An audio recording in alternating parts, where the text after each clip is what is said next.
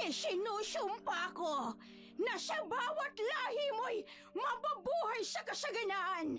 Ngunit magugutom sa laman ng tao. Lahat sila mga halimaw. Mga aswang nakakainin ako. Diyos ko, ano bang kasalanan ko para pagdaanan kong lahat ng ito?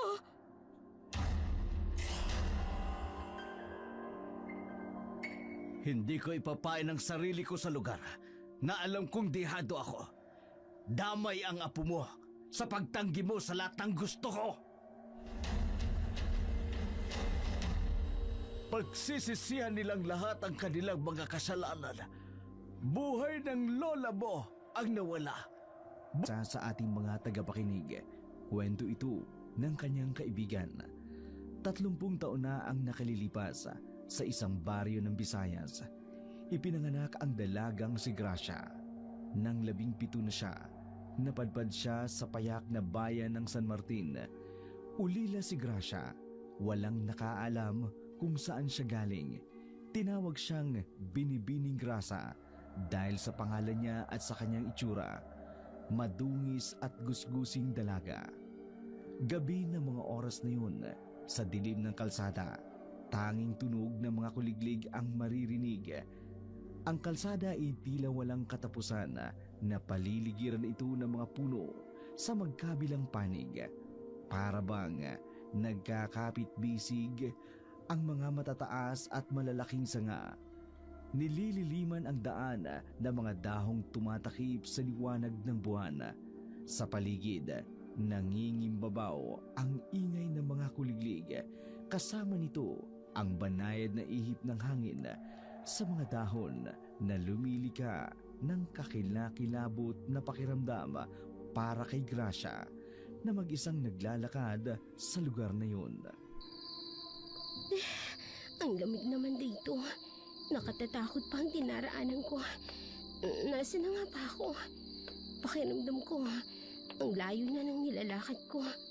Sinabayan pa ng pagkalam ng sikmura ako. Ay, nagugutom na ako.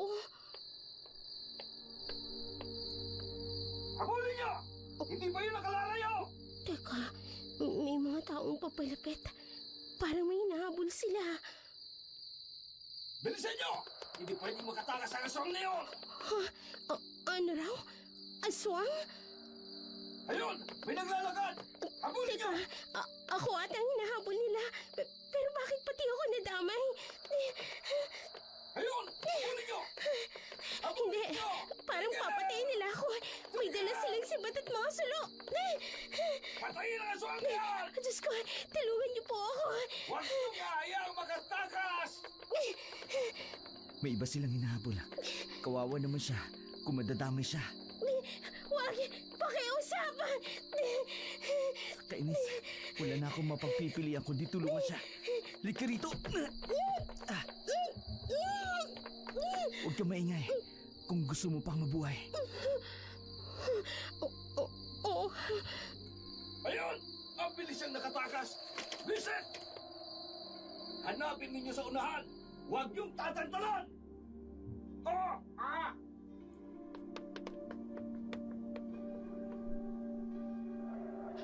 Ay, salamat. Wala na sila. Biglang natigilan si Gracia na may humila sa kanya. Napaatras siya at umiwas sa lalaking humablot sa kanya. Kitang-kita niya sa mata nito ang pag-aalala. Teka, bitiwan mo na ako. Gumaingay. Di pa sila gaano nakalalayo. Gusto mo bang bumalik sila rito at mahuli ka nila? Sino ka ba? At bakit mo ko hinatak? Isa ka bang kriminal? Hindi Huwag ka matakot sa akin. Hindi naman kita sasaktan. Paano ako maniniwala sa'yo? Ikaw atang hinahabol ng mga taong yun. Dinamay mo pa ako sa problema mo. Ganyan ka ba magpasalamat? Ikaw na nga itong iniligtas ko tapos magtataray ka pa? Hindi. Hindi ako dapat na magpasalamat sa'yo. Kaya ko ang sarili ko. Marco! Anak! Itay, bakit nandito ka pa? Pinag-alala mo ko ha. Kanina pa ako nag-aantay sa'yo doon sa tagpuan natin. Tapos darat ng kitang may kaulayaw na babae rito. Sino ba yan? Nobya mo? Manong, hindi po. Nagkakamali po kayo ng iniisip. Hindi ko po siya kilala. Disgrasya lang po ang pagkikita naming dalawa. Ang totoo po niyan, iniligtas ko siya mula doon sa mga taong humahabol sa atin. Miss, nasaktan ka ba? Pagpasensya mo ng anak ko ha. Mukhang nadamay ka sa gulo namin. Sino kayang dalagang ito? Ang kanyang mga matay parang may naaalala ako sa kanya. Ayos lang po ako. Sige po, aalis na po ako. Mukha namang nakalayo na sila. Tay, wag. Ano bang problema ng lalaking to? Bakit parang may gusto siyang sabihin? Iya, alam ko gusto mong makaalis ng ligtas at ayaw mong mas madamay pa sa gulong meron kami. Pero mas makabubuti sigurong sumama ka na lang muna sa aming pansamantala. Hindi maatim ng konsensya kung makita ka malalagay sa panganib. Mapagbabalingan ka pa ng galit nila sa amin. Ayos lang naman po ako. Wala kayong dapat na ipag-alala. Hihiwalay naman na po ako sa inyo ng daan. Siguro naman sa pagkakataong yun, hindi na nila ako paghihinalaan. Hindi. Sasama ka sa amin. Sa mga ganitong pagkakataon, buhay mo nakasalalay. Hindi ako papayag na mapahama ka dahil sa amin. Ganito na lang. Sumama ka na lang sa amin para makakain ka man lang at makabawi man lang kaming dalawa ng anak ko sa abalang nagawa niya sa'yo. Naku, hindi na po kailangan. Busog pa naman po ako. Pauwi na po talaga ako sa amin para matulog.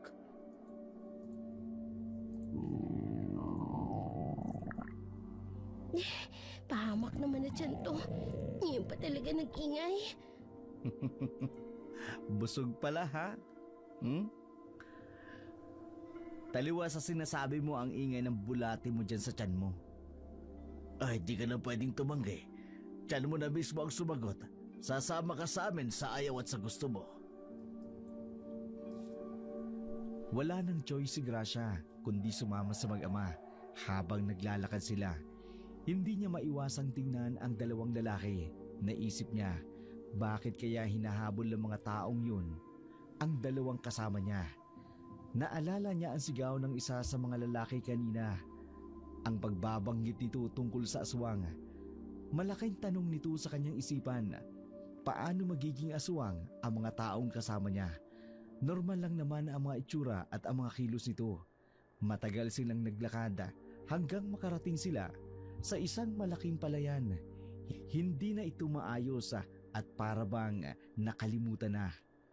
Tumingin si Gracia sa dulo ng palayan at nakita niya ang mga puno. Kung hindi niya titingnan ng masinsinan, hindi niya makikita ang lumang bahay na nakatayo sa gitna ng mga puno. Napansin ni Marco na namangha si Gracia sa nakita niya. Malamang nagtataka ka kung bakit mapuno ang lugar na ito. Ha? Hindi naman. Kakaiba lang kasi sa karaniwang bahay na nakikita ko. Marco, pagdating sa loob, puntahan mo kaagad ang iyong ina. At pagkatapos maghanda ka na makakain natin. Opo, itay. Tara na. Sumunod ka sa akin. Sige. Bakit ba pakiramdam ko mali ang pagsama ko sa bahay nila? Nay! Nandito na po kami! May dala po kaming pagkain! May nanay pala siya. Ano kaya nangyari sa kanya? At nagkaganyan siya. Nagagawa nila itong iwang mag-isa? Mabuti hindi ito natatakot. Nay, may bisita po tayo. Kaya lang, huwag ka masyadong makulit ha. Baka bigla siyang umalis. Makulit? Paano mangungulit ang isang tulad niyang imbalido na hindi makakilos? Mukhang may sakit pa nga oh. Pagpasensyahan mo ng nanay ko ha. Ganyan lang yan. Pero hindi naman yung asikasuhin yan. Gawin mo na lang kung anong gusto mong gawin. Siya na rin bahala sa sarili niya. Pwede ba yun? Mukhang may sakit siya tapos hindi man lang nila inaasikaso. Maupo ka muna dyan, miss. Ah. Nako, kanina ka pa namin kasama pero hanggang ngayon, hindi pa rin tayo ganap na magkakilala. Ako nga pala si Marco. Ikaw, anong pangalan mo? Gracia, iyon na lang ang itawag mo sa akin. Gracia. Bakit yun yung pangalan mo? Dahil ba sa itsura mo? Siguro. Kawawa ka naman. Pinangalanan ka ng ibang mga tao dahil sa itsura mo. Para namang hindi bagay sa'yo. Biglang nahiya si Gracia sa kanyang sarili. Ngayon lang niya naalala ang kanyang itsura. Sa kabila ng tensyon, pagkamangha at pagkagutom, hindi niya na naisip na pwedeng mandiri sa kanya ang mga kasama niya. Pero sa halip na layuan siya, isinama pa siya sa bahay ng mga ito. Marco! Silipin mo nga kung may tubig sa batya natin sa banyo. Kung wala mag-igib ka sa balon. Para saan po itay? Gagamit ka ba ng banyo? Hindi. Pero ang dalagang kasama natin ang gagamit. Iha! Halika, sumunod ka sa akin. Pumili ka ng mga bestida rito sa kwarto ng asawa ko. Maliit lang naman ang bulas ng katawan mo. Malamang magkakasya sa'yo ang mga damit. Nako, wag na po. Hindi naman po ako magtatagal sa bahay ninyo. Sa tingin mo kaya papayagan ka ni inay na humiga na lang sa higaan ng ganyang karumi ang tsura mo? Sumunod ka sa akin mamaya sa likod bahay. Pagkatapos mo makuha ang mabibihisan mo, maglinis ka ng katawan mo. Maya-maya, magpapahinga na tayo. Nakakaya naman. Pero siguro nga, dapat na akong maglinis ng katawan ko. Ilang araw na rin akong hindi komportable sa sarili ko. Huwag kang mahiya sa bahay namin. Isipin mo na lang na kapamilya ka namin. Po? Sige na, kilos na. Kanina pa hindi ka pa nakakaalis. Sige na. Nang makasabay ka na sa amin sa paghahapunan. Totoo ba ito? Makakaligo, makakakain at makakatulog ako sa isang bahay na tulad nito? Bakit? Hindi ba sila nag-aalangan na magpatira dito ng isang estrangherang tulad ko? Natigilan ka na dyan. Bakit hindi ka pa kumikilos? Wala. Hindi lang ako sigurado kung tama bang magtagal ako rito sa inyo. Narinig mo naman siguro si Itay. Ibig lang sabihin noon, gusto kanyang pansamantalang manuluyan rito sa amin. Pati nga ako nagulat Bira niya magpatuloy ng ibang tao rito sa bahay. Bakit iha? Ayaw mo ba? Hindi naman po sa ganon. Hindi lang po talaga ako makapaniwala. May ibang tao pa palang pwedeng tumanggap sa akin. Oo naman. Bakit naman hindi? Isa pa, nag-aalala kasi ako sa isang katulad mong babae na kung pababayaan kitang magpagala-gala sa kawalan, baka mapahama ka pa. Ano nga uling pangalan mo? Gracia po ang pangalan niya, Itay. Gracia. Simula sa araw na ito, Grace na ang itatawag sa'yo. Ayos lang ba? Grace o Gracia, kayo pong bahala. Wala naman pong halos pagkakaibang dalawa. Sige. Simula sa araw na ito, dito ka na sa amin titira. Ituring mo sarili mong bahay ang bahay na ito at kung may problema, huwag kang mag-aatubiling lapitan ako. Hindi makapaniwala si Gracia sa lahat ng narinig niya. Natutuwa siya. Sa isipin, naaampunin siya ng pamilyang iyon. Hindi man direktang sabi ni Mang Agosto, pero pakiramdam niya, may matatawag na siyang tahanan at pamilya. Pagkatapos niya maglinis at magpalit ng damit, nakisalo na siya sa hapunan. Naging panatag ang loob niya sa pamilyang iyon. Nagkwentuhan, nagtawanan sila. Hindi nila napansin ang mga oras, 10:00 na pala ng gabi. Nagtungo si Mang Agosto sa silid ng asawa niya. Si Marco naman, inihatid si Gracia sa silid na katabi nito. Dito nagbilin ang binata kay Gracia ng isang bagay na ikagugulat niya. Marco, salamat sa mainit na pagtanggap niyo sa akin. Hindi ko may paliwanag ang sayang nararamdaman ko. Sigurado ka bang panatag kang makikitira rito sa amin? Oo naman. Ngayon ko lang mararanasan na magkaroon ng isang tinatawag na pamilya. Tinatawag pala yan, no? Sige. Siya nga pala, may isang bagay nga pala akong ibibilin sa'yo. Mamaya, mga bandang hating gabi, sakali mang makarinig ka ng ingay, di kaya mga kaluskos na hindi mo magustuhan, matulog ka na lang. Huwag kang lalabas ng iyong silid. Ha? Pero bakit? Kung gusto mong manatili rito at mamuhay ng matagal, makinig ka na lang sa sasabihin ko. Kinilabutan si Gracia sa sinabi ni Marco. Hindi ito nakalalayo ng tuluyan. Bigla siyang nakaramdam ng kilabot sa buong katawan. Agad niyang isinara ang pinto at humiga sa kama. Ipinikit ang mga mata at pilit na makatulog kahit ayaw niya. Nakaidlip siya ng ilang saglit. Bigla siyang napabalikwas ng bangon nang marinig ang malalim at malakas na ungol sa labas ng kanyang silid. Nagtataka siya kung saan ito galing at anong hayop ang lumilika ng nakatatakot na ungol. Pinigilan niya ang kanyang sarili na buksan at silipin ang pintuan para makita niya kung sino ang nag-iingay. Naalala niya ang nakatatakot na banta ni Marco.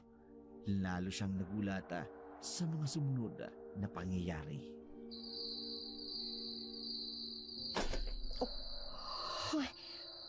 Ano yun? Parang may bukong bumagsak.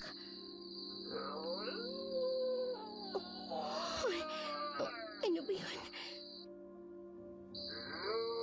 Ang lakas ng mga ungol.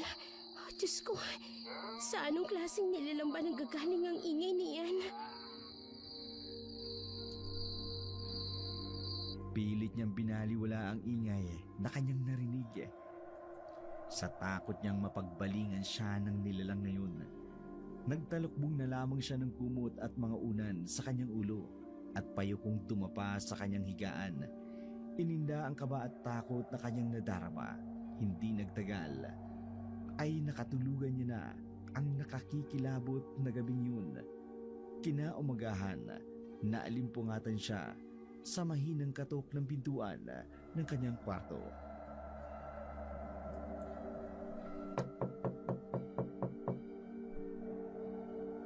Grace!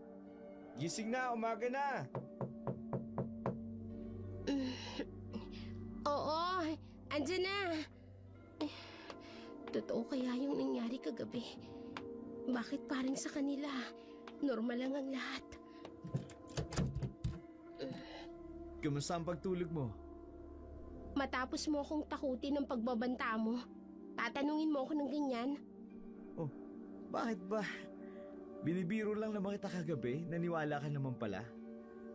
Sige nga, paano kung hindi maniniwala sa pagbabanta mo? Ang lakas at nakakatakot yung mga ungol na narinig ko kagabi. Pagkatapos may kalubog pa mismo sa bubungan ng higaan ko. Ipaliwanag mo nga sa akin kung ano ang mga kalabog na yun. Nakarinig ka talaga ng ganon? Oo. Tapos ipapaliwanag ko, hindi ko nga narinig. Wala yun, guni-guni mo lang yun lahat. Binibiro lang talaga kita kagabi. Paano kasi itinanim mo sa isip mo kaya yun?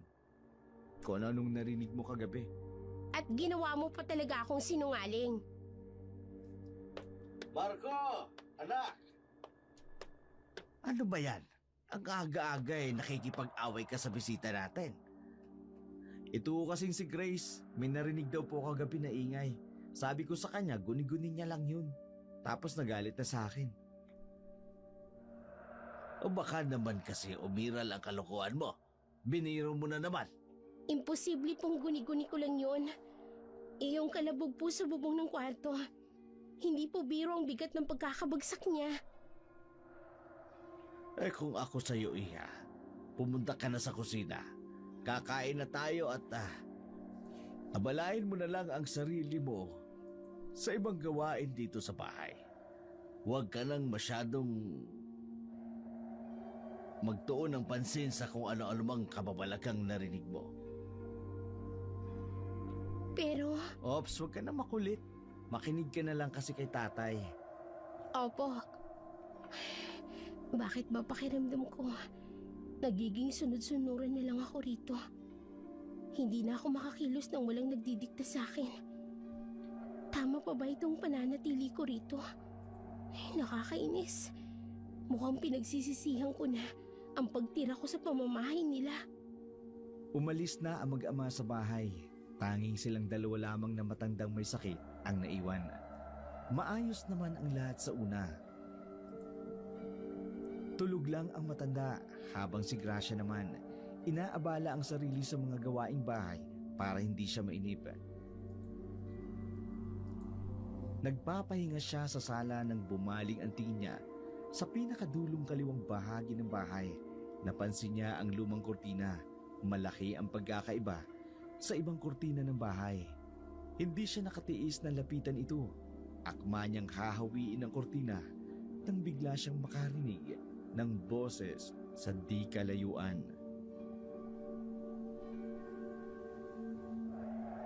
Lumayo ka rita! Ay, sino yung nagsalita? Saan nanggaling ang boses na yun? Ako lang naman at ang matandang naririto. Imposible naman na siya yung nagsalita. May sakit siya at hirap na magsalita.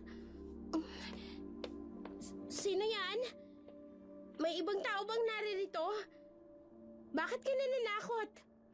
Kung tao ka, magpakita ka sa akin! Imbis na tumugon ang boses na narinig niya, kalabog mula sa likod ng kurtina ang kanyang narinig. Dito siya nagpakaripas ng takbo. Tinungo niya ang babaeng nakahiga sa upuan. Lalong dumagdag sa kilabot niya nang bigla itong lumingon sa kanya. Alis!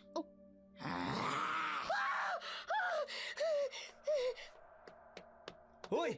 Ano nangyayari? Bakit ka sumisigaw? Ang nanay mo, nilingon ako at biglang nagsalita. Ha? Si nanay? Paanong lilingon at magsasalita yan? Tingnan mo nga itsura niya na hindi nga makatingin sa akin ng diretso. Gracia, nahihibang ka na ba? Hindi naman talaga ako nagbibiro eh. Totoo ang sinasabi ko. Bakit ba hindi niyo ako paniwalaan? Sa ilang taon naming paninirahan rito, ngayon ko lang narinig ang kwentong ganyan. Huwag kang praning. Kaninang umaga ka pa ha. Kumalma ka nga muna saglit. Kung sa bagay, sino nga lang ba ako sa bahay na to para pakinggan ninyo? Bagong saltang ampo ng tatay mo. Kalimutan mo na ang sinabi ko. Ito naman kung makapagtampo, wagas. Kalma lang. Hindi kita inaaway ha. Pinaliliwanag ko lang kasi hindi ka na maayos tingnan. Oo na, sige na. Praning na nga ako kung praning. Akala niya siguro, basta na lang ako kakalma sa mga pinaliwanag niya. Alam kong may kakaiba sa pamamahay na to. Kaya gagawa ko ng paraan para malaman ang buong katotohanan.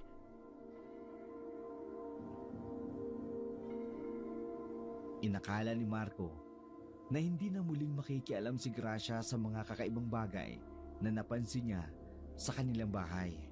Kaya kinagabihan, itinuloy niya ang planong imbestigahan ang bahay. Maghahating gabi na nang maalimpungatan siya sa malakas na ungol na narinig. Dahan-dahan siyang lumabas ng pinto. Pinakiramdaman ang paligid at marahang humakbang. Ingat na lumikha ng ingay sa sahig. Pumunta siya sa kurtinang tinakbuhan niya kanina. Hinawi niya iyon at pinasok ang pintong nasa likod nito. Diyos ko, totoo nga. May aswang. Anong ginagawa mo rito? Hindi, atake siya sa akin. Lalamera!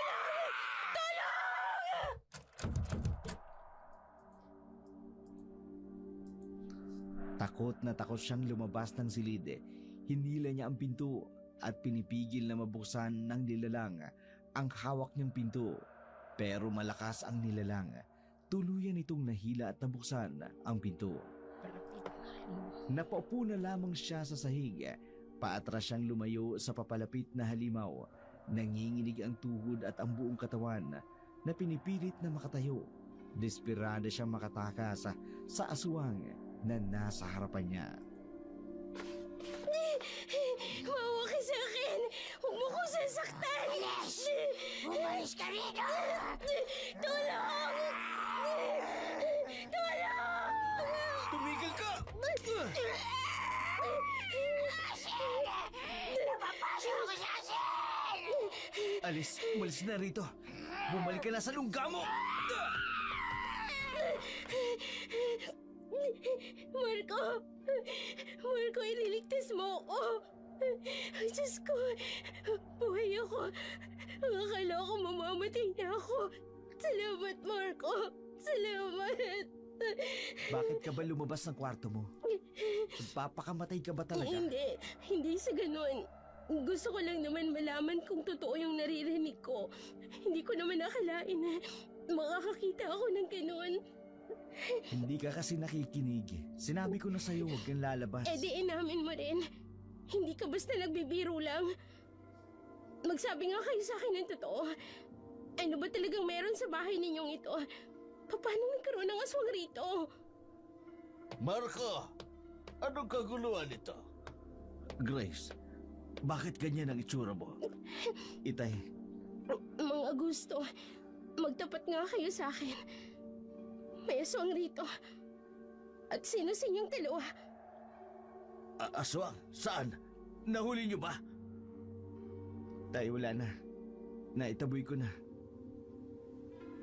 Ang nanay mo, nasaan siya ng mga oras na yon? Hindi ba siya sinaktan nito? Kayong dalawa, inatake ba kayo? Bakit pa ninyo tinatanong ang lagay namin? Hindi nyo ba naiintindihan ang sinabi ko? Sino sa inyo sa pamamahay na to ang aswang na umatake sa akin kanina? Tumigil ka na, Gracia. Walang aswang sa bahay na to. Kung ano man ang nakita mo, malamang napadpad lang yun dito. Sinungaling! Tama na. Huwag na kayo mag-away. Kung ako sa'yo, matulog na kayo. Marami pa tayong dapat gawin bukas. Isantabi ninyo ang halusinasyon ng nakita nyo. Walang abag yan sa buhay natin. Pare-pareho kayong mga sinungaling. Marco, ang nanay mo. Puntan mo ang kanyang silid. Nagising na siguro siya sa pag-aaway ninyong dalawa. Ayun, tumatawag na. Opo, Itay. Kung ako sa'yo, itigil mo ng pakikialam mo. Mapapahama ka lang sa pagiging mapusok mo. Hayaan mo. Sa mga susunod na araw, hindi na ako makikialam. Dahil wala na ako rito. Hindi tulad ng unang pagdating ni Gracia sa tahanan na mag-ama. Naging tahimik siya at hindi gaanong nakikipag-usap sa dalawa. Pakiramdam niya, niloloko at nagsisinungaling sila sa totoong nangyayari sa bahay. Kaya sa mga nakalipas na araw, para hindi mainip sa maghapon, inubos niya ang oras sa mga gawaing bahay at paglabas-labas sa bakuran. Alam niyang pwede siyang mapagalitan sa ginagawa niya, kaya inilihim niya sa kanila ang nakagawian niyang paglabas-labas isang hapon sa kanyang pamamahinga. Sobrang naiinip na ako rito. Minsan tuloy, gusto ko na lang umalis sa bahay na to. Ay nako, ayoko na. Bakit hindi ka umalis? May tao pala. Manong naman, nanggugulat naman kayo eh. Hindi kita ginagulat. Sinabi ko lang kung ano ang gusto kong itanong sa'yo. Wala. Wala naman kasi akong ibang mapupuntahan. Teka, sino ba kayo? At anong ginagawa niyo rito? Isang matandang manggagamot na naglalakad-lakad. Dito sa bakuran ha. Hindi naman sa inyo.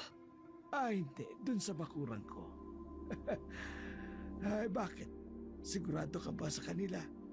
Ang bahay na tinutuluyan ninyo ay... Yun ang sabi nila eh. Teka nga, tanda. Bakit kung magsalita kayo, parang kilala niyo ang may-ari ng bahay na to? May alam ka ba sa totoong lihim nila? Kung sasabihin ko ba sa'yo na oo, maniniwala ka? Heto na naman ako sa pagiging pakialamera ko. Krasya, tumigil ka na. Huwag kang gumawa ng iba pang hakbang na magpapahamak sa'yo. Natigilan ka na. Ayaw mo bang malaman ang sumpa ng pamilyang yan? Kung sinasabi niyo yan, para takutin ako, pwede ba umalis na lang kayo? Hindi nakakatuwa ang biro ninyo. Lalo niyo lang akong tinatakot. Hindi kita tinatakot. Hindi pananakot ang hangad kong maiparating sa'yo, Iha. Kundi, babala. Sa pananatili mo dyan ay sigurado ako sa bandang huli. Malalaman mo, mali ang panunuluyan mo sa bahay na yan. Tama na. Ayoko na makinig. Umalis na kayo. Hindi ko gustong naririnig pa na kahit na anong kasinungalingan. Itigil niyo na ang pagsasalita niyo. Sandali. Hindi mo matatakasan ang kapalaran mo. Tama na sabi. Tahimik. Hindi magtatagal, malalaman mo ang totoo. Nawala yung matanda. Nawala siya ng parang bula. Diyos ko, anong lugar ba itong napuntahan ko? Papasok na ako sa loob. Habang tumatagal, parami ng parami ang nararanasan ko sa bahay na to. Dala ng kanyang sobrang takot, hindi niya napansin. Napunta na pala siya sa pinakalikurang bahagi ng bahay. Nakita niya isang maliit na botega na nakatayo rito. Nakadugtong ito sa pinakalikod na kwarto ng bahay. Na kung hindi siya nagkakamali, ito ang kwarto ng mag-asawa. Luma na at halatang patagal na ring hindi nabubuksan dahil sa dami ng dumi, agiw at mga parte nito na bahagya ng may sira. Sinubukan niyang sumilip sa bintana. Biglang nanlaki ang kanyang mga mata. Yung bodega, bakit ganun ang laman niya? Ano ginagawa mo dyan? Mang Augusto, wala po. Sinong nagsabi sa'yo na pwede ka magpagala-gala rito sa labas? At balak mo pa atang pakialaman ang mga bagay na hindi mo dapat usyosohin. Hindi ko po intensyon na gawin yun. Aksidente lang po ang pagpunta ko rito. Hala, pumasok ka sa loob. Intindihin mo na lang ang gawaing bahay. Hindi ang kung ano-ano. Opo, Mang Augusto. Babalik na po ako sa loob. Ay, Diyos ko. Ngayon ko lang siya nakita na ganun kaseryoso. Bakit ba? Ano pa bang malalang lihim ang meron sa kwartong yun para magalit siya ng ganun? Oh, Grace. Saan ka galing? Wala. Diyan ka na. Anong nangyari doon? Bigla naman akong tinarayan at iniwasan. Marco, anak! Tay, bakit po? Nakabalik na ba si Gracia sa loob? Opo, parang nagdadabog po at natakot. Anong ginawa niyo sa kanya? Wala akong ginawa sa kanya. Tinawag ko lang siya at sinita. Wala? Tapos ganun yung reaksyon niya? Hindi ko alam. Pero mukhang magiging problema natin ang dalagang ito. Ano ba sa tingin mo ang nararapat nating gawin? Tay naman, bakit akong tinatanong niyo? Di ba kayo ang nagdesisyong isama siya rito? Huwag niyong ibalik sa akin ang isipin yan. Kung pinagsisisihan mo na ang desisyon mo, edi magsisi na kayo. Ang totoo dyan, hindi ako sigurado. Pero may kutob ako. Siya ang tanging magiging susi natin para matapos ang problema natin. Siya? Itay naman. Sigurado ba kayo? Isang pulubi lang ang babaeng yan ang dinampot natin. Paano mangyayari yun? Ang mga mata niya, pati ang balat niya sa balikat. Hindi ko matandaan kung saan at kung kailan, pero parang may naaalala ako sa kanya. Tay, hindi kaya binabagabag kayo ng iyong konsensya? Siguro, ito ang kabayaran sa lahat ng mga nagawa natin, ng pamilya natin. Hindi yun ang dapat na mas inaalala mo, Mara. Nag-aalala ako para sa nanay mo. Sasapit na naman ang kabilugan ng buwan. At kung hindi ako magkakamali, mas magiging masama para sa kanya ang epekto ng gabing yun. Hindi ko alam kung magagawa ko pa siyang makontrol at mapigilan. Tay, hanggang kailan ba natin daranasin to? Nahihirapan na ako mamuhay sa kadiliman. Sobrang tagal na. Parehas lamang tayo, anak. Parehas lang tayo. Katulad ng mga lumipas na mga gabi, panay pa rin ang pag-ungol ng mga halimaw sa loob ng kabahayan nila Marco. Pero kakaiba ang gabing iyon. Mas nakakikilabot para sa kanya ang kanyang mga naririnig. Kung noon ay isa lamang ang kanyang naririnig, ngayon parang mas marami pa. Umaalingaw-ngaw sa bawat sulok ng kabahayan ang kilabot na hatid ng mga malalakas na kaluskus na iyon. Hindi tuloy mawari ng dalaga kung saan susuot para lang maiwasan na marinig ang mga ingay na iyon. Tama na! Manahimik na kayo! Hindi ko na kayang lahat ng mga naririnig ko. Pakiramdam ko, napapalibutan na ako ng mga halimaw. Hindi lang isang naririnig ko. Diyos ko, iligtas niyo ako sa impyernong lugar na to. Ang pintuan ko, pilit niyang binubuksan. Ako talaga ang porterya nila. Saan ako dito pupunta?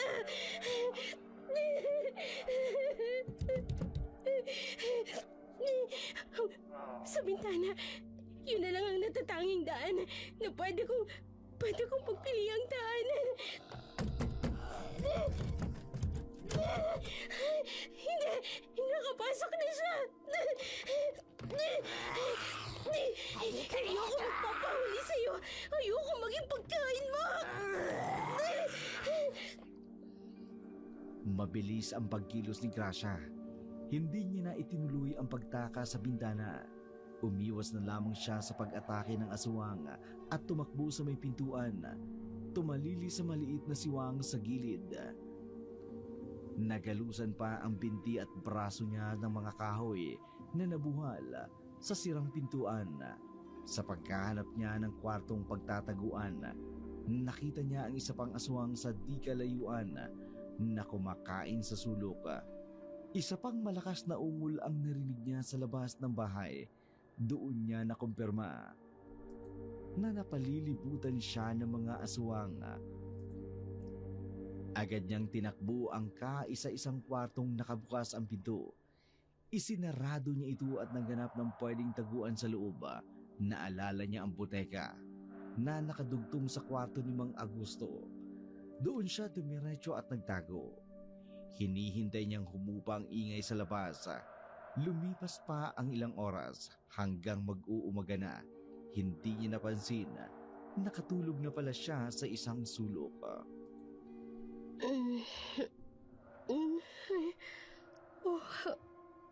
Umaga na ba? Siguro madaling araw pa lang. Medyo maliwanag na ang langit. Mukhang sisikat na din ang araw. Parang ang tahimik ng paligid Umalis na kaya sila? O di kaya nakabalik na sa dati? Hindi ko na talaga kaya magtagal pa sa pamamahay na to. Lahat sila, mga halimaw, Mga aswang nakakainin ako. Diyos ko, ano bang kasalanan ko para pagdaanin ko ang lahat ng ito? Oh, ano yun? May nahulog. Ano ba kasing nasa ibabaw ng lamesang ito? Oh, ha? Mga larawan? Sino to? At bakit parang ang dami ata? Teka, may nakadikit sa pader. Parang mapa. Hindi ito basta mapa lang. Parang blueprint ng isang lupain at plano. Bakit merong ganito rito? Oh, may taong papasok sa kwarto. Baka tumuloy siya rito. Kailangan ko magtago. Marco! Marco, nasan ka ba? Itay! Nandito ako, bakit po ba? Umalis ba si Grace? Hindi ko siya makita. Hindi ko po alam. Nasira ni nanay ang kwarto niya. Malamang natakot yun. At kung saan pumunta. Sinasabi ko na nga ba, mapapahamak tayo sa babae na yun. Kinakabahan ako. Baka kung ipagkalat niya sa ibang tao ang nakita niya rito sa atin kagabi. Subukan niya lang gawin yun. Ako mismo ang magpapatahimik sa kanya. Sige na, tulungan mo na ang nanay mo. Sigurado ako marami na siyang natamong sugat. Subukan kong kausapin ang babaeng yun sa labas. Mapapahamak tayo kapag hindi ka agad natin nakita ang babaeng yun. Opo, sige po. Mag-iingat ka. Baka may taga-nayon ang makakita sa'yo sa labas. Diyos ko, hindi nila ako hahayaan pang mabuhay. Oras na makita nila ako, kailangan kong makalayo rito. Hahanap ako ng daan palabas. Oh, teka, sandali lang. Sino to? Ang babae sa larawan. Parang pamilyar siya sa akin. Kukunin ko ito. Saka ko naiisipin kung sino siya. Sa ngayon, kailangan ko nang makaalis rito.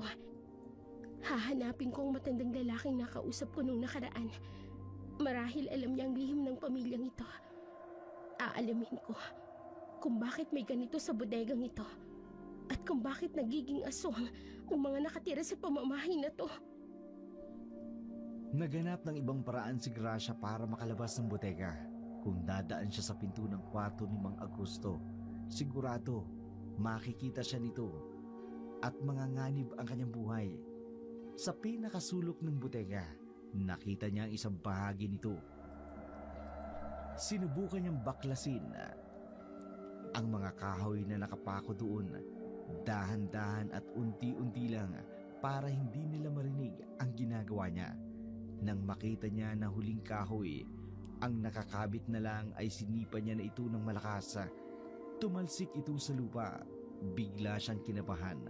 Alam niyang napalakas ang sipa niya at malamang ay maririnig ito ni Marco. Agad niyang inilusot sa butas ang payat niyang katawan. Ininda niya ang pagbukas muli ng mga sugat sa braso at sa kanyang binti na natamo niya kinagabihan. Hindi panahon para indahin ang mga iyon. Kailangan niya ng makalayo. Papalayo na siya ng bodega nang makita siya ni Marco. Gracia! Tumigil ka! Hindi, nakita niya ako. Diyos ko, papatayin niya ako. Hindi niya ako pwedeng maabutan rito. Grace, sandali lang! Huwag kang tumakas, makinig ka sa akin! Hindi! Ayoko! Makinig ka! Grace! Binilisan ni Grace ang pagtakbo. Alam kasi niyang mahahabol siya ng binata kung gugustuhin nito. Ngayon pa, nakumpirma niya ang tunay nilang mga katauhan. Hindi napansin ni Gracia. Napapasok na siya sa kasukalan ng gubat nang biglang may humila sa kanyang braso. Tinakpan ang kanyang bibig at niyakap ang buo niyang katawan. Huwag ka papalag kung gusto mo pang mabuhay.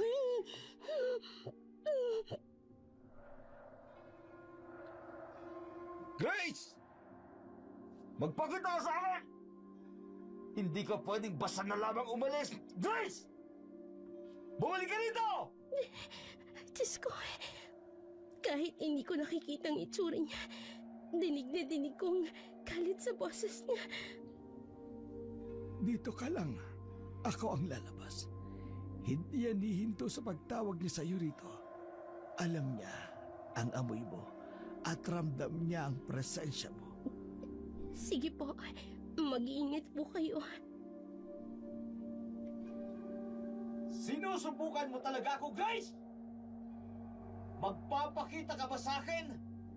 O kakalit ka rin kita palabas ng lugar na pinagtataguan mo?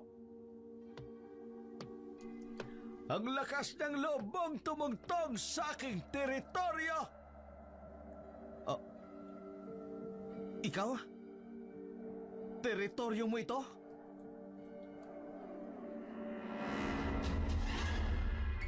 Oo! Teritoryo ko nga ito. Bakit bigla kang nagulat? Hindi mo ramdam kung maling lugar nga ang tinatapakan mo? Nakakainis. Hindi ko man lang naramdaman ang teritoryo pala ito ng matandang ito. Kinilabutan talaga ako sa presensya niya.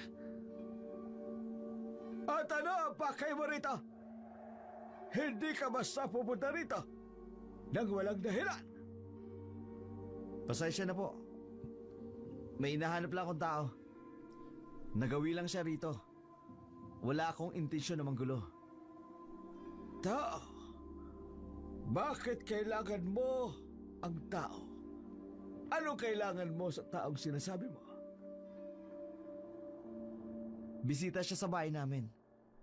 Nag-aalala lang kami na baka mapahamak siya. Hinahanap siya ng tatay ko kaya pati ako tumutulong na rin. Nag-aalala? Samantalang kanina dinig na dinig ko ang galit mo. Yan ba yung may pag-aalala? Ha? Walang napadpad na tao rito. Doon ka sa kabilang ibayo maghanap. Hindi ko galing magpapasok nang hindi ko kilala sa aking teritoryo. Sige. Pasensya na sa abalang nagawa ko. Kung sakali mang mapadpad siya dito, pakisabi na lang bumalik siya sa amin. Makararating. Makatatakas ka sa akin ngayon, Gracia. Pero babalik ako. Ay, ganun na lang kabilis na naduwag si Marco sa mamang ito. Pero bakit? Sino bang matandang lalaking ito? Para katakutan rin ni Marco. Nakaalis na siya. Pwede ka nang kumalma. Maraming salamat po sa pagtulong niyo sa akin. Kung nataong nahuli niya ako, baka patay na ako sa oras na to. Bakit? Nakumpirma mo ba ang sinabi ko? Totoo ang mga babala ko sa iyo, hindi ba? Sasabihin ko po sa inyo ang lahat ng nalalaman ko. Pero may isang kondisyon. Kakaiba ka. Sa tono ng pananalita mo, parang gusto mo kong kutungan, ano? Gusto mo kong perahan? Anong kasunduan yan?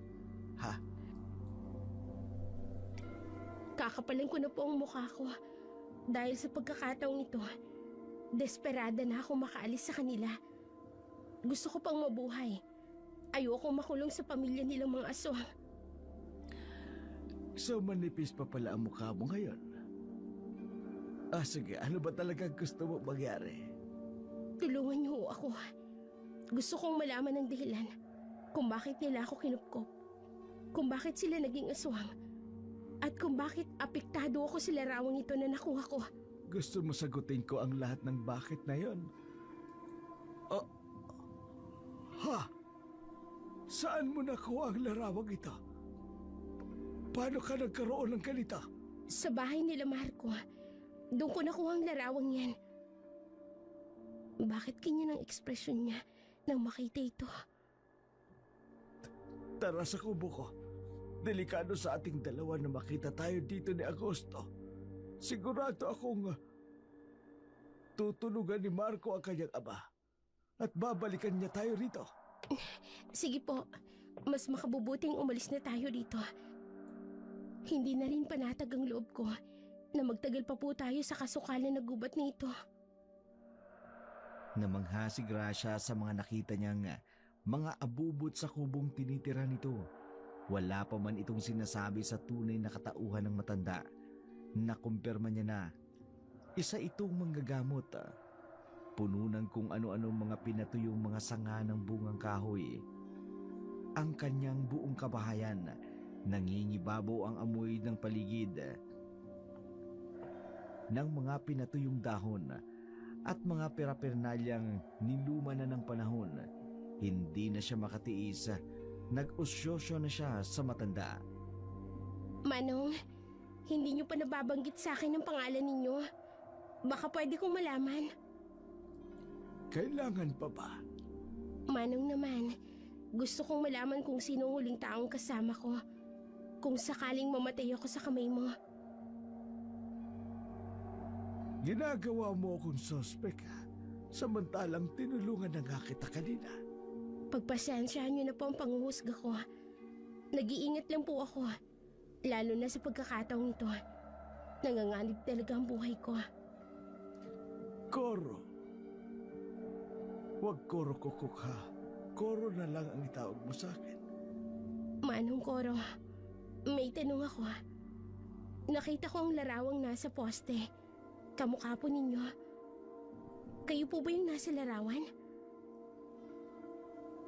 Kamukha ko. Tingnan mo nga kung ako talaga. Oo naman. Yung katabi niyo po, sino siya? Alam mo, masyado kang marites din, ano? Marami kang napapansin. Ang mabuti pa, kumain ka na lang muna. Sigurado akong nagugutom ka na rin. Hindi pa nga ba't mas tumakas ka sa kanila kagabi pa? Opo. Sige. Pagkatapos ay magpahinga ka muna. Sige po. Bakit pakiramdam ko? Umiiwas si Manong na pag-usapan ng larawang yon. Hindi kaya may masamang nangyari sa babaeng kasama niya. Kaya ayaw niya itong pag-usapan. Yung babae sa litrato. Parang pamilyar sa akin. Nakita ko na siya kung saan.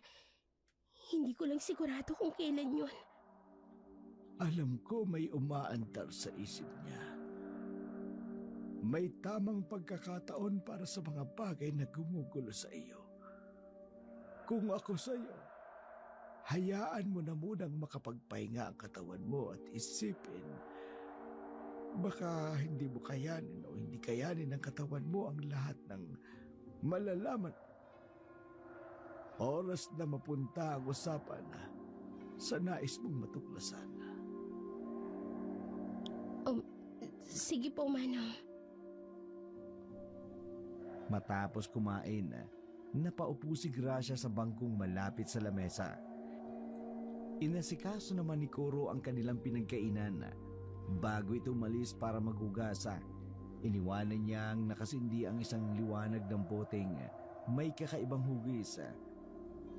Maging ang kulay ng tubig na nakalagay rito. Binilinan siya ng matanda na babalik ka agad. Naaamoy niya ang usok na nagbumula sa bote. Nakaramdam siya ng kakaibang usok mula rito. Tumungo siya sa lamesa. Ilang saglit pa napapikit na ang kanyang mga mata at hindi alam ng dalaga. Bago pa man tumalikod si Mang Koro sa kanyang kinauupuan, nagsambit na ito ng isang maikling panalangin.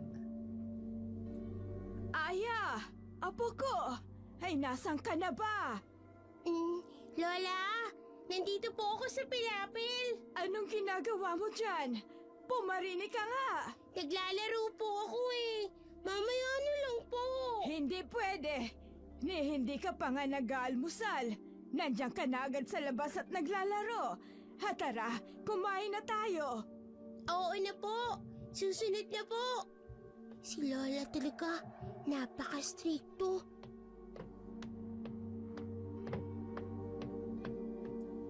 Sibag! Sibag! Koro! Ay, ano bang problema? Bakit ba humahangos ka? Sibag. Halika rito. May importante akong sasabihin sa iyo. Lola, niligpit ko na po yung mga laruan ko.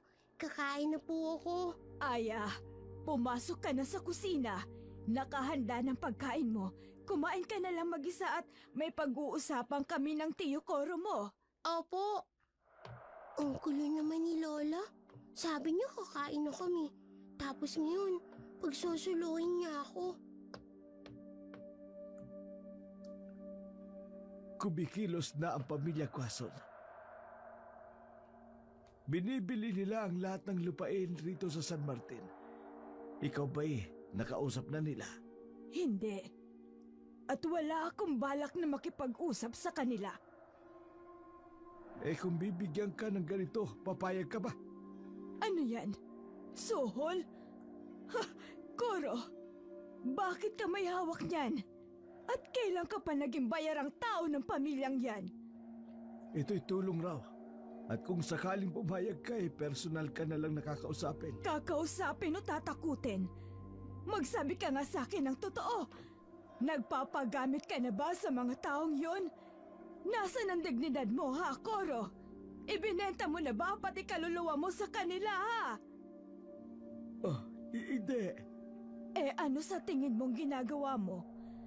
Koro naman, kung may halaga pa sa'yo ang pagkakaibigan natin, o di kaya naman ang pagiging guro ko sa'yo, itigil mo na yung ginagawa mo at isauli mo na sa kanila ang perang binigay nila sa'yo. Patawarin mo ko ha. Hindi ako nakapag-isip ng tama. Hayaan mo gagawin ko ang sinasabi mo. At meron pa akong isang babala sa'yo. Kalat na sa bayan ng patayan at pagbabanta sa mga may-ari ng lupain dito sa San Martin. At meron akong kutob na ito'y kagagawa ng pamilyang yan. Kaya ngayon pa lang, sinasabi ko na sa'yo, dadana kang dugo rito sa ating bayan at hinding-hindi ako papayag na mangyari to. Teka, anong gagawin mo? Huwag mong sabihin na kikilos ka na mag-isa. Si Mang, mapapahamak ka.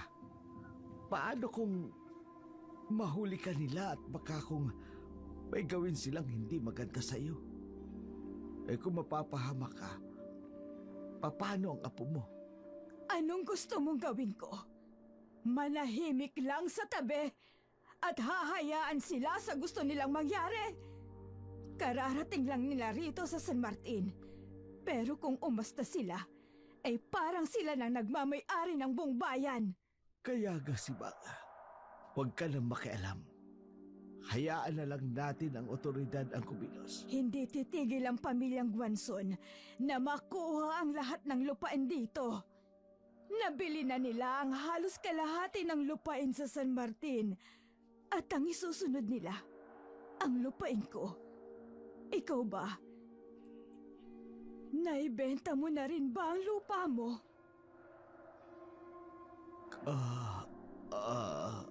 Oh, bakit bigla ka natigilan?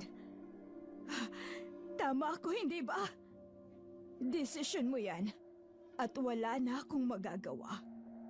Pero ako, wala akong balak na ibenta ito. Ibahin nila ako sa mga taong naririto. Hindi ako masisilaw sa kakarampot na perang ibabayad nila. Kayamanan ko ang lupaing ito. At sa apo ko lamang mapupunta ang pag-aari kong ito. At kung dahas man ang gagamitin nila sa akin, hindi ko sila uurungan. Dadaan muna sila sa hukay ko bago nila maangkin ang lupain ko. Hindi mawari ng bata ang dahilan ng pagkakagalit ng kanyang lola. Ito ang kauna-unahang pagkakataon na nakita niya itong magalit. Matapos mag-usap ang dalawa, sumunod na si Simang sa hapagkainan at sinabayan ang apong tahimik na kumakain. Ngumiti pa ito sa kanya. Siya rin namang tugon nito. Doon ay lalong nanindigan si Simang na hindi ito magpapaapekto sa paninindak ng pamilya Guason. Samantala, sa natitirang kubo ni Mang Coro, nagtalo sina Agosto at si Coro. Tutol ako sa lahat ng pinaggagawa niyo sa akin. Kung gusto niyo kumbinsin ang iba na makataga rito, kayo mismo ang gumawa. Ganun na lang ba, Coro? Tatalikod ka sa napag-usapan natin? Paano ang perang naibayad ko sa'yo? Wala na lang yun. Pera ba ang hanap mo? Heto! Ibinabalik ko na sa'yo. Hindi ko ginasos ang lahat ng ibinayad mo. Itatabi ko para kung sakali magka-problema, hindi ako mahihirapang maibalik yan sa'yo. Bakit ba biglang nagbago ang isip mo? Dahil dignidad ko ang pinag-uusapan rito. Tama nga si Simang. Hindi ako dapat nagpauto sa inyo. At sa Simang na yun ka nagpauto? Malaking pera itong sinayang mo. Mabibili nito ang lahat ng luho mo sa buhay. Pero ipinagbalik mo dahil lang sa panunulsol sa'yo ng isang matanda lang. Tinatawag mo siyang isang matanda lang? Oo. Isang matandang hukluban na hindi alam ang kahulugan ng pag-unlad at pagbabago. Kinukulong ang sarili sa makalumang panahon. Mabubulok na lang ang katawan ninyo. Hindi man lang kayo nakararanas ng karangyaan. Ang matandang yun, walang pangarap sa buhay. Matandang yon? Bastos ka! Halika nga rito, bitiwan mo ko. Dito tayo. Ha? Halika rito. Ano ba? Bitiwan mo ko. Ikaw, pwede mo akong matayin. Laitin at kahit murahin ako. Pero mukhang nagkamali ka bastusin si Simang sa harapan ko. Hindi siya basta matanda lang sa layo na ito. Kaya kung ako sa iyo, maghinay-hinay ka sa pananalita mo. Baka makita mo ang hinahanap mo. Hindi ako natatakot sa inyo. Bitiwan mo ko. Wag na wag ninyo kaming susubukan. Kaming taga-nayon ang makakalaban mo. Oras na sagarin ninyo ang aming pasensya. Sana lang magsilbing babala sa inyo ang sinabi ko. Huwag ninyong hangaring danasin ninyo ang isang bagay na pagsisisihan nyo habang buhay. Diyan ka na! Mga inutil. Kung ganun, malaki pala ang impluensya ng Simang na yun sa lahat ng taga rito. Mas makabubuti niya sigurong siya ang unahin kong patahimikin. Mas madali kong makukuha ang loob ng iba pang mga tao rito. Oras na mawala ang Simang na yun sa landas namin. Lahat ng taga na yun, madali ko nang masasakop. Kaya siya ngayon ang magiging target ko. Hindi nag-aksaya ang pamilya Guason sa tulong ng anak nitong si Marco, pati na ang asawa nitong si Felicidad. Palihim nilang pinuntahan ang kubo ng matanda. Walang kaalam-alam ang mga taga-nayon na dinukot ang apo ni Simang, dinala sa isang mansyon. Sa kabibili lamang nila at dito ikinulong. Piniringan ang mga mata, binusalan at tinalian ang kanyang mga kamay at binti. Walang kalaban-laban ang isang batang panilamang ang iyak sa isang sulok. Ramdam pa rin kasi ang masakit na hagupit ng latigong dumampi sa kanyang katawan.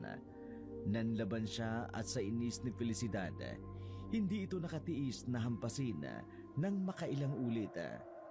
Iniwan siya pansamantala sa silid na yun. Nakiramdam sa paligid na ulinigan ng bata ang galit na sigaw ni Simang pagpasok ng mansyon. Mga walang hiya kayo! Ilabas niyo ang apo ko!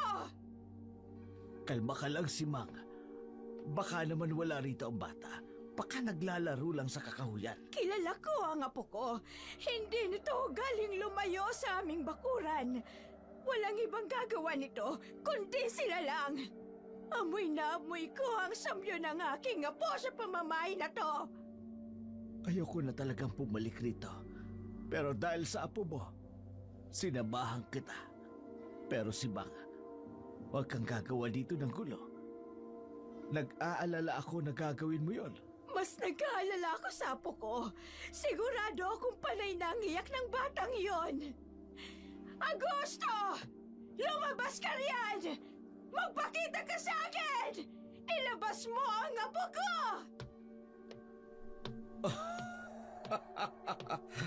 Uy, talagang sinadya mo ko rito. Ang lola nga talaga ang napakamaalalahanan pagdating sa kanilang mga apo. Alam na alam kung saan ito hahanapin. Mga duwag! Bakit hindi ako mismo ang kinuha niyo? Dinamay niyo pa ang batang walang kamalay-malay! Duwag? Kami! Duwag! Harapin ba kita rito kung duwag nga ako? Duwag ang taong gagamit ng bata, pangpain sa isang katulad ko. Bakit hindi ako mismo ang tinangay mo mula sa bahay? Nang magkasubukan na tayong dalawa, doon pa lang! Hindi ko ipapain ang sarili ko sa lugar na alam kong delikado ako. Damay ang apo mo sa pagtanggi mo sa lahat ng gusto ko. Ilabas mo ang apo ko. Ako ang ipalit mo sa kanya. Koro, huwag kang bastang tumunga riyan. Hanapin mo si Aya. Sobrang nag-aalala na ako sa bata. Oo, Simang. Ops, huwag kang kikilos dyan. Hindi mo na kailangan punta ng bata. Marco! Felicidad! Ilabas niyo ang bata! Alika na dito.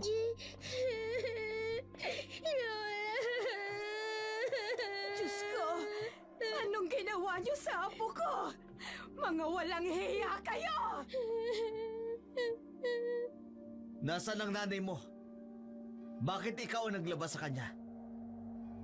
Hindi ko po alam. Malamang po pag-alagala na naman sa gilid ng bahay. Lola, tulungan niyo po ako. Talagang sinasagad niyo ang galit ko. Apo ko pa talaga ang kinanti niyo.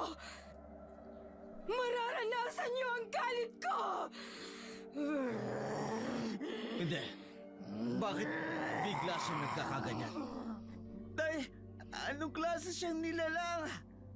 Oh, Diyos ko, si Mag! Maghunos dili ka. Hindi mo pwedeng ipakita ang totoo mong anyo. Mapapahama kayo pati ang apo mo. Wala akong mapagpipilian. Hindi ko makontrol ang galit ko sa mga taong ito. Marco, kumilos ka na. Mamamatay ka kung wala tayong gagawin. Pero paano? Wala akong alam sa ganito. Koro, ilayo mo na rito ang apo ko. Oo, Aya, takbo!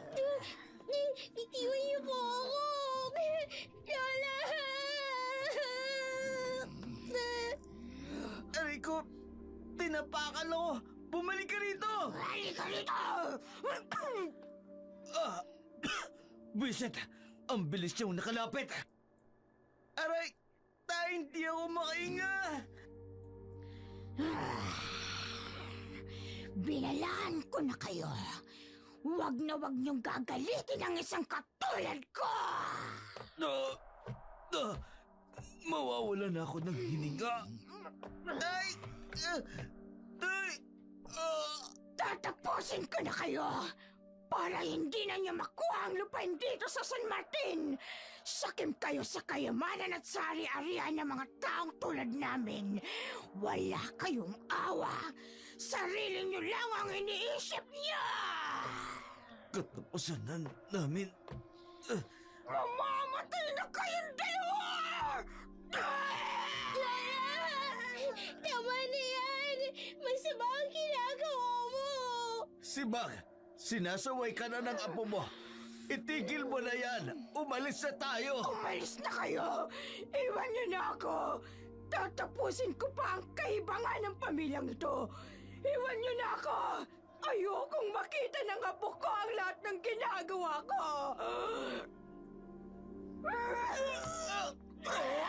Itay! Anak!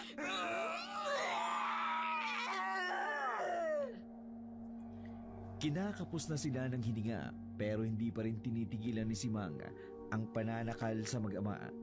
Nasaksiyan ng kanyang apo ang unti-unting pagpapahirap niya sa dalawa. Ibinuhos ang matinding galit niya sa ginawa nitong pananakit sa bata. Habang pinagtatabuyan ni Simang ang dalawa, hindi napansin ng matanda ang isang aninong nag-aabang lamang sa di kalayuan. Mabilis itong lumapit sa kinaroroonan nila. Paalis na sana si Koro at si Aya nang biglang marinig ang isang nakakikilabot na sigaw na papalapit kay Simang. Bitiwan mo ang mag-ama ko! Lola! Sino? Hindi. Sinaksak niya si Sibag.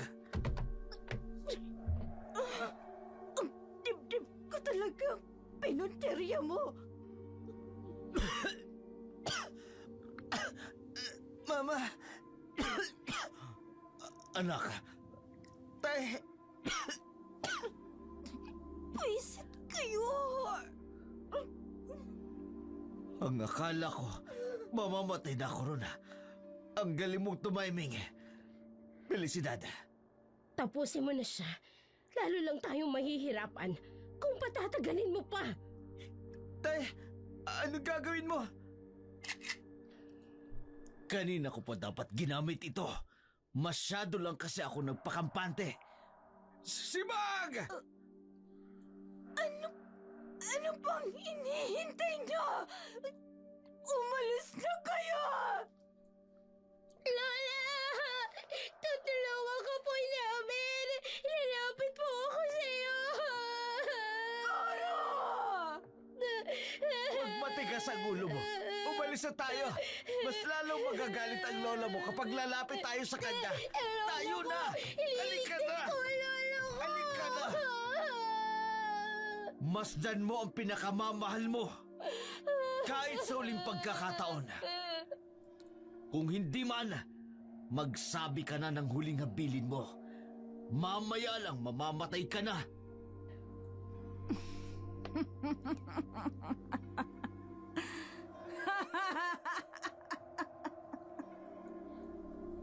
Pagsisisihan mo ang binigay mo sa aking pagkakataong ito.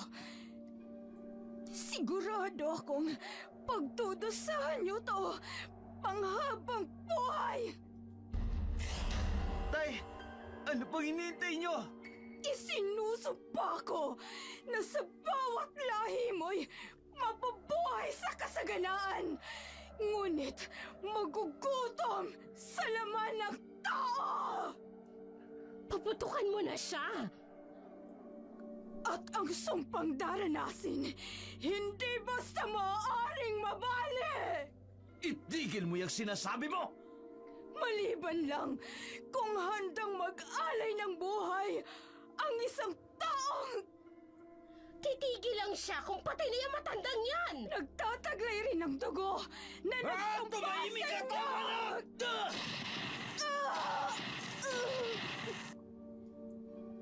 Magaganap ito sa unang kabilugan ng buwan. Tapos ka na!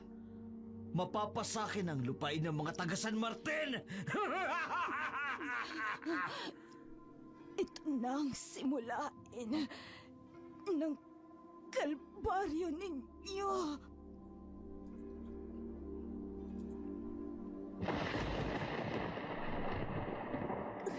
Hanggang sa muli, Koro! ako po si Miss Winnie na buong Ganti pusong mo nagpapasalamat sa inyong walang sawang kanila. pakikinig. Mukuro, putok kayo ng baril. Ang lolo ko, balikan natin ang lolo ko. Iligtas natin siya. Tumigil ka. Mapapahamak tayo kung gagawin natin ang gusto mo. Ilalayo kita rito sa ayaw man at sa gusto mo. Lola! Lola! Matapos ang insidente yun, isinagawa na ng pamilya Guason na isa-isang angkinin ang lupain ng mga taga San Martin. Pinatay ang mga taong tumanggi sa kanilang kagustuhan at walang habas na kinakamkam ang kanilang lupain na nakukuha.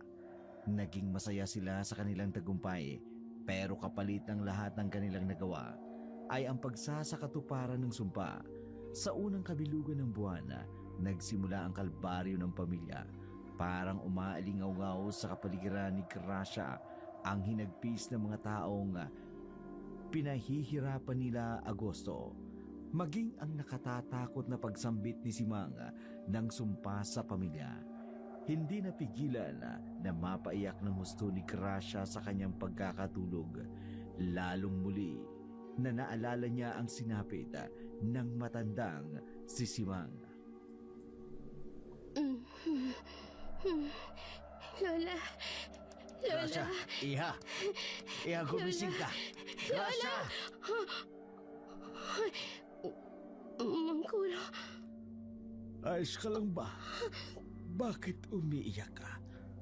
Anong nangyari sa'yo? Mangkuro, panaginip. Isang napakasamang panaginip. Oo. Narinig ko lang na umiiyak ka. Bakit ba? Pero parang totoong lahat ng mga nakita ko. Bigla rin bumalik ang mga alaala ko. Ngayon ko na mas naiintindihan ang lahat. Kung bakit bigla kong naisip kunin ang larawang ito. Dahil kilala ko siya. Kilalang kilala ko ang matandang babaeng nasa larawang ito. Ha? Anong... Hindi kita maintindihan. Ano bang sinasabi mo? Bago ko ipaliwanag, sagutin niyo muna ang tanong ko. Kilala niyo rin ba ang babaeng ito? Itong nasa larawan. At ang larawan ng babaeng kasama niyo sa nakasabit sa inyong poste. Iisa lang ba sila? Akin na. Ipaliliwanag ko sa'yo. Saan mo nga ito nakuha?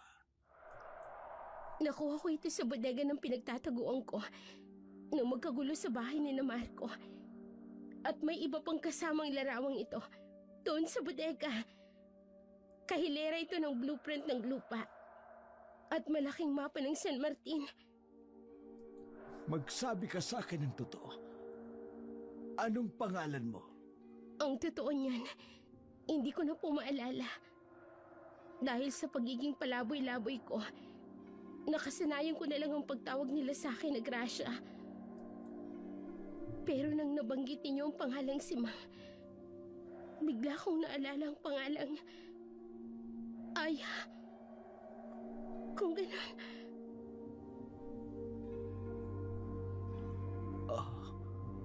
Diyos ko. Aya? Ikaw nga ba yan? Hindi ako makapaniwala. ako po si Aya. At lola kong nasa litratong ito. Oo, ikaw nga. Akala ko'y patay ka na dahil bigla kang nawala. Hinanap kita kung saan-saan. Saan ka ba nagpunta? Mangkuro, hindi ko na gaanong matandaan. Ang tanging naaalala ko, nung lumayas ako sa iyong kubo, bigla akong dinukot at dinala ko sa kabundukan. Simula noon, nagpalaboy-laboy na ako sa kung saan-saan. Hanggang sinapadpad ako sa isang nayon. At doon ako napulot ng mag-amang Augusto at Marco. At dinala ko rito sa San Martin. Salamat sa Diyos at nakita na kita. Si Mang. Salamat. Kasama ko na ang apo mo. Wala ka nang dapat ipag-alala. Mangkuro, may gusto po akong malaman. Bakit may ekis ang larawan ni Lola? Pati ang mga larawang ng mga taong naroroon sa bodega. Anong ibig sabihin nito? Anong kaugnayan ng larawang yun sa blueprint ng mapa na nakita ko sa kwartong yun? Kung ganun, natuklasan mo na ang matagal na lihim ng pamilya Quazon. Yan ang mga taong napaslang nila. At ang mga ari-ari ang nakuha nila mula sa napatay nila. Naalala ko na. Rinig ko ang putok ng baril ng gabing yun. Patawarin mo ko, Aya. Kung hindi natin nagawang balikan noon ang lola mo, ngayon natagpuan na kita. Pwede na natin silang singilin sa lahat ng ginawa nila kay Sibang. Matagal ko nang hinintay ang pagkakataong ito. Panahon na para maipaghiganti natin ang pagkamatay ng lola mo. Handa ka na ba, Aya? Teka, sandali. Maghihiganti? Paano maghihiganti? Gaganti. Sa lahat ng kaapihang ginawa nila sa inyo. Sa pagpatay sa lola mo. Oo nga pala. Sa sumpang binitiwan ng lola mo sa kanila, ikaw ang kakailanganin nila para mawala ang sumpa sa kanilang katauhan. Kaya tiyakong gagamitin kanilang sakripisyo. Kung ganun, paano tayo maghihiganti, Mangkuro? Ikaw na rin ang may sabi na ako rin ang kakailanganin nila para mawala ang sumpa sa kanila. Paano mo ako gagamitin para makapaghiganti? Ipinangako ko sa bangkay ng iyong lola na ibabalik ko sa lahat ang mga taga San Martin ang lahat ng lupang nakuha nila. Ikaw rin mismo ang gagamitin ko para pagsisihan nila ang lahat ng kanilang mga kasalanan. Buhay ng lola mo ang nawala. Buhay rin nila ang magiging kapalit. Anong plano ninyo? Paano natin gagawin? Wala kang ibang gagawin kundi sumunod na lang sa ipaggagawa ko sa iyo. Pero Mangkuro, Wala ng pero-pero. Para ito sa lola mo at para sa lahat ng taga-nayo ng San Martin. Wala siyang nagawa kahit tutulman ang kalooban niya sa gustong mangyari ni Coro sa pamilya Quazon. Hindi niya alam ang buong plano ng matanda. Ang tanging sabi lamang nito sa kanya, maghintay sa kanyang pagtawag. Lalabas siya at kusang magpapakita sa pamilya. Samantala, tuliro ang pamilya Quazon habang tumatagal. Palala ng palala ang lagay ni Felicidad. Dahilan para maging desperado si Agosto na makitang muli si Gracia.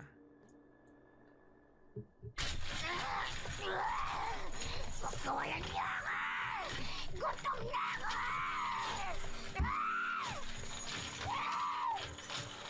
Itay, si nanay, habang tumatagal, palala ng palala ang katawan niya. Hindi na siya makabalik sa pagbabagong anyo niya. Hindi niya alam kung anong gagawin. Ano gagawin natin para mapigilan siya? Wiset, saan lupalop ba nahanapin ang dalagang yun? Bakit mo hinahanap ang babaeng yun? Si nanay ang isipin niyo, tulungan niyo ako! Mas mahalagang makita si Gracia. Kailangan natin siya makita. Hindi na babalik yun. Nakita niya na ang tunay na katauhan natin. Si Raulo lang kung ipapahamak niya pa ang buhay niya para lang mamuhay siyang kasama natin. Hindi mo ko naiintindihan. Si Gracia lang ang natatangi nating paraan para makabalik sa dati ang ating katauhan. Nakalimutan mo na ba? Nung gabing isinumpa tayo ng matanda. Sa tagal na nun, hindi ko na maalala. Ang malaking balat na ito sa braso. Balat? Ano naman ngayon? Nang nagsambit siya ng sumpa ang matandang ko, may tinandaan ako sa sinabi niya. Ang dugo ng sumpa sa atin ang natatanging makababali ng sumpa! Si Gracia, paano mo nasisigurong kadugo siya ng matanda? Noong araw na dinukot natin ang bata, ito agad ang una kong nakita. Kaya nga ba, nang matagpuan ko siya, may pakiramdam akong pamilyar ang mukha ng bata niyon. Kaya Marco, hanapin natin siya. Siya na lang ang natitira nating pag-asa! Kabilugan na ng buwan, nagsisimula ng kumilos si Kuro sa di kalayuan, mag-isang naghahanda ng kanyang ritual. Inobserbahan ang mga tao sa loob ng kabahayan habang patuloy na nagwawala si Felicidad sa loob ng kwarto nito. Siya namang pagbitiw ni Kuro ng malulutong na halakak sa di kalayuan. Lumitaw ito sa kanilang harapan, kasabay ng pag-usok ng botelyang ikinalat niya sa paligid ng kabahayan.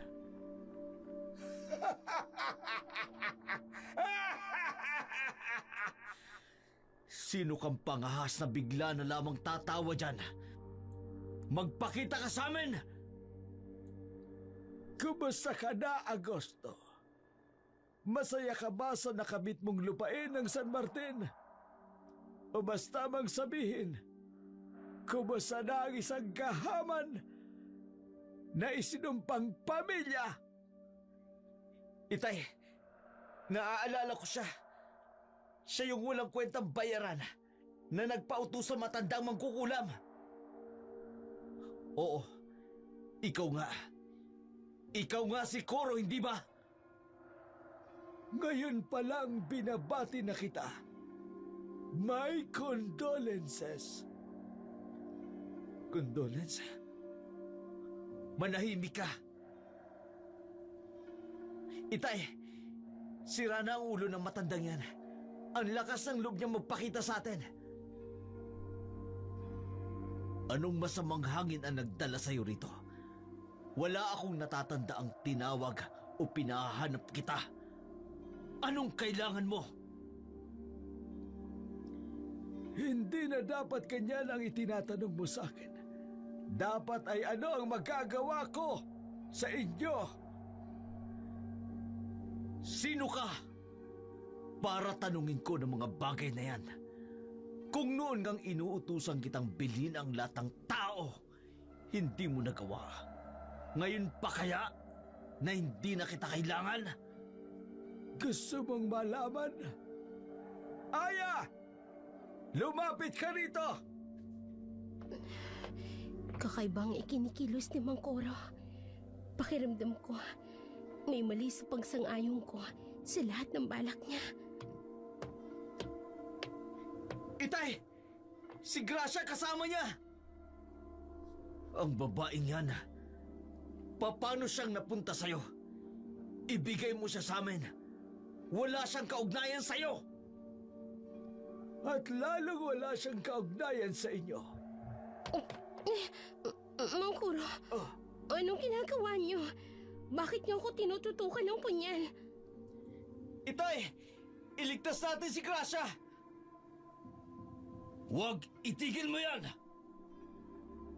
Hindi niyo pwedeng saktan si Gracia. Hindi na kami makababalik sa dati naming katauhan kung mamamatay siya. Ilayo mo ang patalim sa kanya! Natatandaan niyo pala ang sinabi ni Sibang. Mahalaga para sa inyo ang buhay ng babaeng ito. Mang Koro, ano ba talagang nangyayari? Wala sa usapan natin na ganito ang gagawin mo. Bakit mas nagiging mapanganib ako sa poder mo kaysa sa kanila? Manahimik ka! Hindi ba sabi ko sa'yo? Sumunod ka lang sa lahat ng sinasabi ko. Ayoko na. Nagbago ng isip ko. Pabago-bago ng isip! Hindi pwede! Subukan mong pumalag. Babaon sa liig mo ang punyal na hawak ko! Ano ba talagang gusto mong mangyari? Bakit pati si Gracia dinadamay mo rito? Gracia! Mag-iingat ka! Hindi ko alam kung ano talagang tumatakbo sa isipan ng matandang yan. Pakawalan mo ko. Sinungaling ka. Tama na! Manahimik kayo!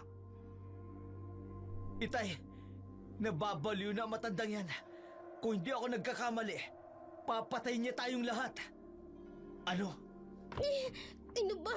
Bitiwan mo ako, Mangkuro. Pumayag ako sa gusto mong paghihigante. Pero bakit pati ako isasama mong papaslangin? Nililinlang mo ko. Gracia o Aya, kahit ano pang tawag nila sa'yo, isa lang ang katotohanan. Wala akong mapapala sa paghihiganti ko para sa lola mo. Patawarin mo ko. Pero bigla akong nagising sa katotohanan. Mas makikinabang ako kung mawawala kayong lahat sa landas ko. Naalala kong hawak na nga pala nila ang halos lahat ng lupain ng San Martin. Kung mawawala kayo pati ang babaeng ito, ako ang bagong magmamay-ari sa buong San Martin. At tungkol naman sa iyo, Aya, hindi ako makukonsensya sa pagkamatay ng lola mo. Lalo na kapag nawala ka.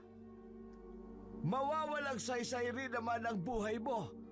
Oras na mamatay ka. O mapatay ka ng pamilyang ito. Nababaliw ka na, Mangkuro. Inakala ko mabuti kang tao. Isa ka nga talagang oportunista. Tama lang na nawala ako sa poder mo nung namatay ang lola ko. Baka kung ano pang nagawa mo sa akin. Lalo pat naturuan ka ni lola ng kanyang pangkukulam. Matagal bago ako natauhan. Ilang taon akong naging sunod-sunuran sa lola mo. Inakalang mabibigyan ng kaalaman sa lahat ng kakayahang meron siya. Naging isa ako sa tapat niyang mga mag-aaral. Pero wala rin namang nangyari. Yung hinahangad kong kaalaman, abilidad at kapangyarihan, nawala na parang bula. Kung alam ko lang na gano'n ang magyayari, sana noon pa'y kinuha ko na sa kanyang aklat niya. Pero huli na ang lahat. Sinunog na mga gwanson ang iyong kubo. At wala akong napakinabangan kahit na isa. Sa'yo ko dapat ibubunton ang galit ko. Pagbalik ko sa aking bahay, naglayas ka. Kaya nga kahit man lang sa'yo, wala akong napala. Kinasuso ko lamang kita. Isa kang impostor! Huwag ka sabing pumalag. Pare-pareho kayong mawawala sa landas ka. Itay, si Gracia! Gumilo si Gracia na walang takot na hawakan ang braso ng matanda at nakipambuno para lamang makawala sa kanya. Si Marco at Agosto naman, kumilos na rin. Hinawakan ni Marco ang punyal. Habang nasa likod naman ni Kuro si Agosto, malakas ang matanda pero hindi nagpatinag ang dalawa. Sa pagkakataong ito, nakapagdesisyon ang dalaga. Pipiliin niyang kumampi sa pamilya Guanzon, lalo pat nasa bingit na rin siya ng kamatayan sa poder ni Mangkuro. Hindi makapaniwala si Gracia sa mga nangyari. Ngayon niya napatunayang mahirap pagtiwala sa mga tao. Hindi mo man alam kung sino ang totoo at kung sino ang mismong papatay sa iyo. Nakawala si Gracia pero kapwa rin nakipambuno si Kuro sa mag-ama. Sa pagpupumilit ni Marco na maagaw ang patalim, bigla na lamang pwersahang bumaon ito sa kanyang tagiliran. Bigla na lang natigilan si Gracia sa pagkabagsak ng katawan ni Marco. Ang tagiliran ko.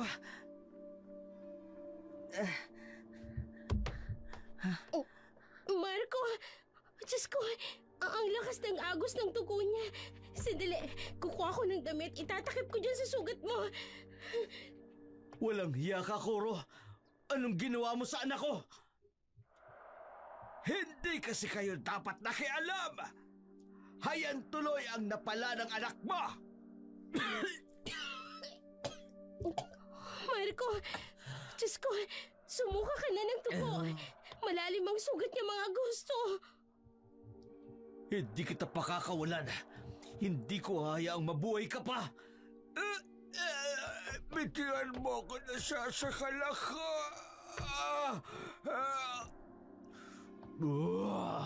Matagal ako nang pigil na hindi kumain ng lamang loob ng tao. Baka ngayon lang uli, Koro.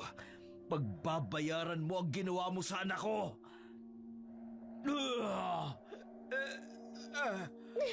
Mga gusto! Si Marco! Marami ng dugo ang nawawala sa kanya. Anong gagawin ko?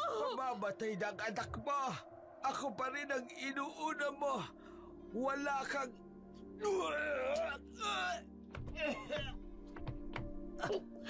Diyos ko! Kinagat niya si Mangkuro.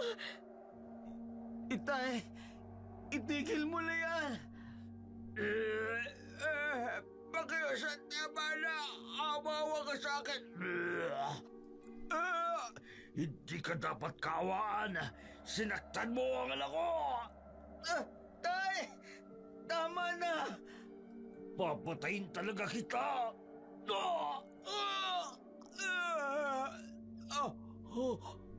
Yan ang dapat sa'yo.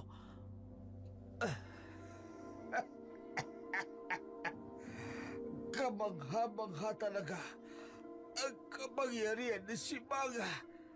Walang kupas ang taglay niyang abilidad. Sa kahuli-huli ang sandali ng buhay ko, naranasan kong mamatay mula sa sumag. Inaaway niya. Mga gusto! Si Marco! Ano na pong gagawin natin? Gracia, wala akong alam sa ganito. Tulungan mo kami. Pakiusap. Susubukan ko. Ang totoo, wala rin akong alam sa ganitong mga bagay. Pero alam ko kung nasa ng aklat na hinahanap ni Kuro. Hawak ko ito mula nung dinukot niyo ko. Hindi ko alam kung bakit at papaano. Pero noong mga panahon na dinukot niyo ko, pinakialaman ko ang gamit ni Lola. Nang naglayas ako, sinubukan kong intindihin ang nilalaman ng aklat. Ito na lang kasi ang tanging alaala sa akin ni Lola. Kaya pinilit kong pag-aralan ang mga nilalaman ng aklat. Tawarin mo kami, Aya. Ang napatay namin ang lola mo. May dahilan ng lahat ng ito. Kalimutan na natin ito. May dahilan ng Diyos kung bakit nangyari ang lahat ng bagay na ito. Tara na. Subukan nating gamutin si Marco. Huli na ang lahat para kay Marco. Namatay ito dahil naubusan ito ng dugo. Ang ina naman itong si Felicidad, tahimik na nakakulong sa isang silid. Walang kaalam-alam sa tunay na sinapit ng anak. Pinagsisihan ng gusto ni Agosto ang lahat ng nagawa nilang kasalanan sa bayan ng San Martin. Nakuha man nila ang karamihan sa mga lupain ng bayan. Siningil naman sila ng sumpa. Nawalan sila ng kakayahang mamuhay ng tahimik at normal. Nagtago sa kadiliman sa panghuhusga ng mga tao. Hanggang sa hindi makayanan ng kanyang asawa ang sitwasyon, tuluyang nawala sa sarili at nagkasakit. Walang kasiguraduhan noon si Aya na mababali niya ang sumpang iginawad sa kanila ng lola nito, pero sa pamamagitan ng isang paalala. Sa huling bahagi ng aklat ng kanyang lola, nagkaroon siya ng kasagutan kung paano sila makawawala sa sumpa. Lagi nating tatandaan sa mga paghamon sa dilim ng buhay, ang Diyos ang parati nating kaagapay at lagi nating saklolo kapag tayo ay nadidiliman. At walang sino man ang pwedeng umagaw sa atin mula sa kadiliman, kundi ang Diyos lamang na makapangyarihan na siyang lumikha ng langit at ng lupa, ng mga nakikita at hindi nakikita. Sa muli, ito po si Dark Shadow. At sa buong team ng Oragon Creator, kami po ay buong pusong nagpapasalamat sa inyong walang sawang pagsubaybay. Maraming salamat po dahil sinamahan nyo kami hanggang sa maabot namin ang 100,000 subscriber ng ating YouTube channel na Dark Shadow 101. Kami po mula sa aming mga manunulat, sa aming mga editor, at sa lahat po ng mga drama talent. Kami po ay buong pusong nagpapasalamat at nag-aanyaya na laging pakinggan, mag-share, mag-like, at i-click na rin ang notification bell para updated kayo sa mga bagong video na aming i-upload. Maraming salamat po.